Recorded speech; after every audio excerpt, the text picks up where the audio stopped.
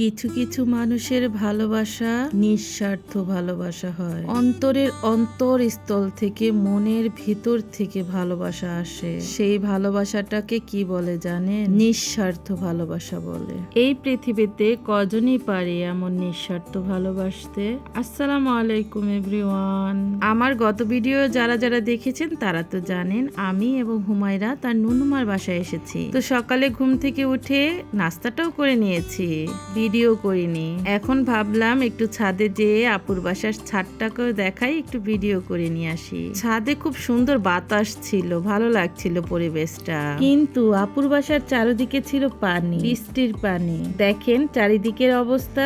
এই বাসাটা তো একেবারে ডুবেই গেছে পানিতে। সমস্যা নেই, কিছুদিনের ভিতরে ঠিকও হয়ে যাবে। কারণ এখন রাস্তাটা ঠিক করার জন্য ওই যে পাইপ এনে রাখা হয়েছে সমস্ত রাস্তায়। কিছুদিনের ভিতরে আপুদের এই রাস্তাটা ঠিক হয়ে যাবে। এই তো বাসার আশেপাশের পরিবেশটা দেখিয়ে দিলাম, এখন চলে যাচ্ছি নিচে। এই এরিয়াতে অতটা যানজট বা কোনো হইচই নেই, একেবারে শুনশান একটা এলাকা। তো এই তো নিচে চলে এলাম, এসে দেখি আপু আমার জন্য ক্যালাকুস পাতা নিয়ে এসেছে। আমি এটা খেতে পছন্দ করি, তাই আমি তো আবার আজই চলে যাব, এই জন্য আপু এগুলা নিয়ে এসেছে। আমিও একটু বেছে নিলাম, লতা টতা সহ নিয়ে এসেছিল, বেছে এই তো ব্যাগেও ভরে নিলাম। ওই যে ভিডিও শুরুতে যে কথাটা বলছিলাম না, নিঃস্বার্থ ভালোবাসা, এই মানুষটাই সেই মানুষটা, যে মানুষটা কোনো স্বার্থ ছাড়াই অনেক অনেক ভালোবাসেন হুমায়রাকে এবং হুমায়রার বাবাকে। সংসার জীবনে অনেক কিছু হয় মানুষের, তাই না? কিন্তু এই মানুষটা কখনো সেটা মনে রাখেন না। দিন শেষে সে ফোন দিবেই হুমায়রার জন্য। এটাকেই বলে নিঃস্বার্থ